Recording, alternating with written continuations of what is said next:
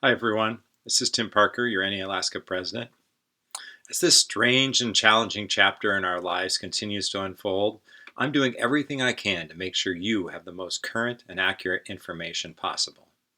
As you've probably heard, at the direction of Governor Dunleavy and Alaska's Chief Medical Officer, Dr. Ann Sink, all of Alaska's schools will be closed until at least May 1st in an effort to slow the spread of the COVID-19 coronavirus and keep our students and families and communities safe.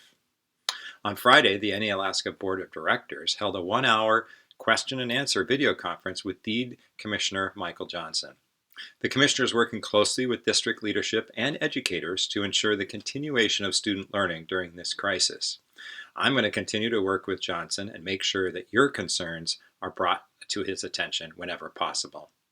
Early Sunday morning, the Alaska legislature passed a final budget for next year with some critical appropriations for our public schools. The budget, which now goes to the governor, contains the following: full funding of public education, including the $30 million in one-time funds which were added last year, full funding of school bond debt reimbursement, and full funding of the Rural School Construction and Maintenance Fund, an expansion of pre-K grants to $6.3 million and $75 million for the funding to address the COVID-19 pandemic. This is a huge step in the right direction, and I'd like to thank the pro-public education legislators who took bold and decisive action to protect Alaskans and provide stability to our school districts. In Alaska, the governor wields tremendous power with the ability to line-item veto any section of the budget. Now more than ever, it is important to write and call Governor Dunleavy and urge him to sign the budget with no vetoes. The certainty that this will provide for communities is essential right now. Unemployment numbers in Alaska are going up, and they'll just go up more if we end up laying off educators. It's easy to get dragged down by a constant barrage of negative news, press conferences, new health mandates, but this crisis is also bringing out the best in many of us.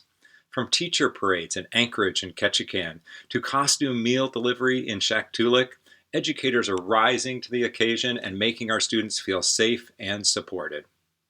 Most of you started distance delivery education on Monday of this week. The challenge of changing the way we teach from being together in schools to some form of distance delivery, man, that is just daunting. But with every challenge comes some opportunity, and I encourage you to be creative and try new methods. And of course, be sensitive to the stress that students and families and all of us are feeling during this crisis. This is our new shared reality. I urge you to take the time to care for yourself, share uplifting stories, especially as you find ways to reach students without internet and other learning challenges. Equity is about taking the time needed to bring learning opportunities to every single one of our students. I know we can do this while also staying safe and following all the public health guidelines. Be sure to follow us on Facebook and check out neaalaska.org. Thank you for everything that you do.